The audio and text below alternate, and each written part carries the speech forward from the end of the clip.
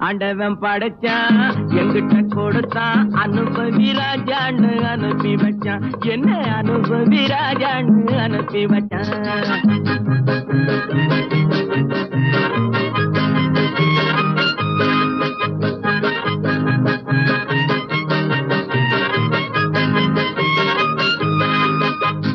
நடந்ததை எண்ணி கவலைப்பட்டால் அவன் மடையன் நடந்ததை எண்ணி கவலைப்பட்டால் அவன் மடையன் ஆஹா நடப்பதை எண்ணி வருத்தப்பட்டால் அவன் மூடன் போடா வருவது வரட்டும் என்பவனே நல்ல ரசிகன் அவன் இவனே இவன் அவனே